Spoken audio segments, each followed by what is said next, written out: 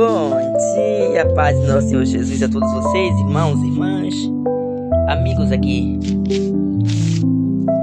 dessa rede maravilhosa, onde eu publico aqui a palavra de Deus, né? E eu folheando aqui a Bíblia, né? Pedindo uma palavra pro Senhor. E ele me deu aqui o livro de Daniel. O capítulo que ele me deu foi o 6. Aí vai dizer aqui: Daniel na cova dos leões. E pareceu bem a Dário construir sobre o reino assento e 20 presidentes, quer tivesse sobre todo o reino. E sobre eles 3 príncipes, dos quais Daniel era um, aos quais esses presidentes desse conta para que o rei não sofresse dano.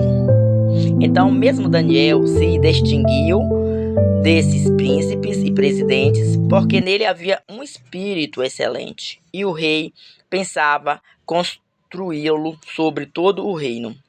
Então os príncipes e os presidentes procuravam achar ocasião contra Daniel a respeito do reino, mas não podia achar ocasião ou culpa alguma, porque ele era fiel e não se achava nele nenhum vício nem culpa. Então estes homens disseram: nunca acharemos ocasião alguma contra este Daniel, senão a procurarmos contra ele na lei do seu Deus. Então estes príncipes e presidentes foram juntos ao rei e disseram-lhe assim: ó rei Dário, vive eternamente?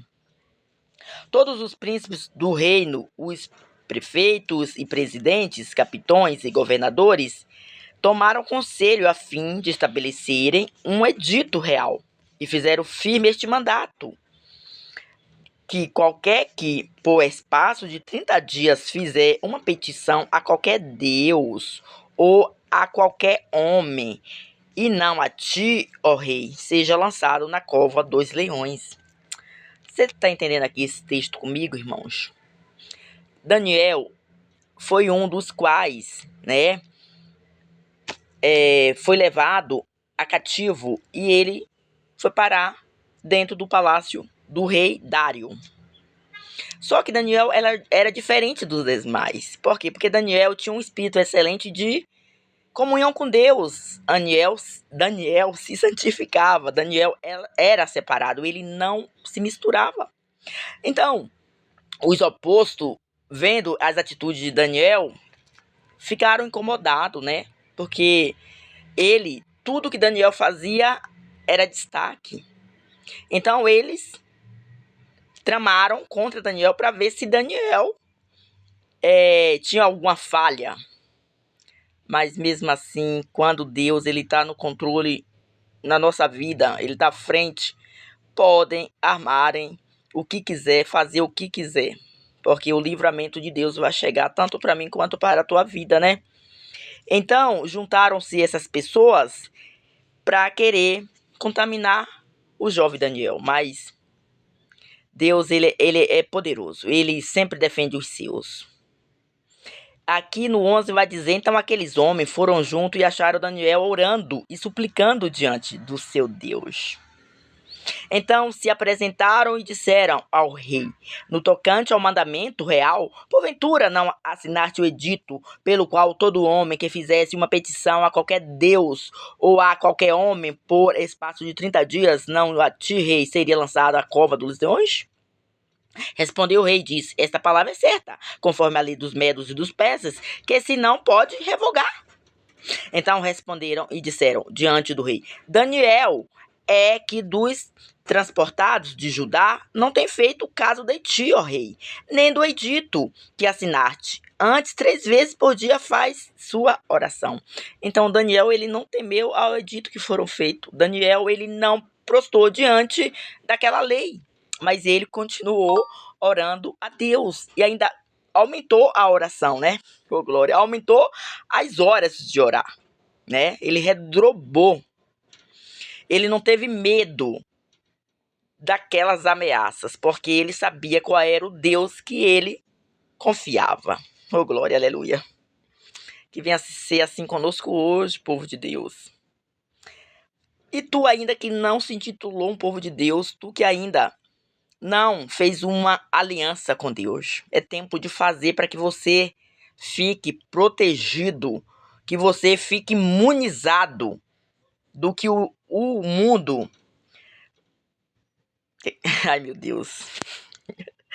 O mundo que eu quero dizer não é o mundo ao redor, e sim pessoas, gentes, né?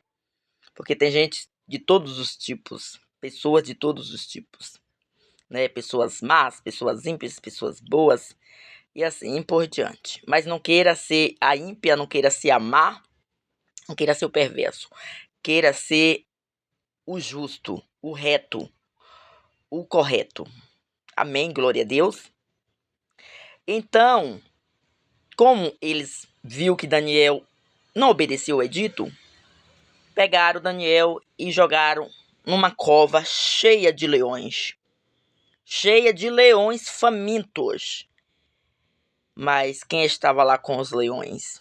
O leão da tribo de Judá, o Todo-Poderoso, que os leões não pôde fazer nada com Daniel. Daniel ainda fez de travesseiro os leões, se você assim pode acreditar. E está aí, né, a importância de você servir a Deus de todo o teu coração, de toda a tua alma, de todo o teu entendimento. Não seja imitador, não, mas seja verdadeiro. Sirva a Deus com excelência, sem falsidade, sem mentira. Porque Deus nos conhece, né, irmãos? Seja como foi Daniel, né? E ali os leões não pôde fazer nada com Daniel. E quando o rei foi visitar Daniel pela manhã, que chegou lá, que viu Daniel vivo, até o rei se alegrou, né? E ele falou que viva tu, Daniel, e esse teu Deus que te livraste da cova, que te livraste da boca dos leões, que te livraste dos leões não te devorar. Isso aqui é muito forte, meus irmãos. Este Daniel, pois, prosperou no reinado do Dário e no reinado de Ciro. Então, Daniel, ele, com a fé que ele teve em Deus, com a obediência, né? Não temeu, não teve medo, ele foi honrado.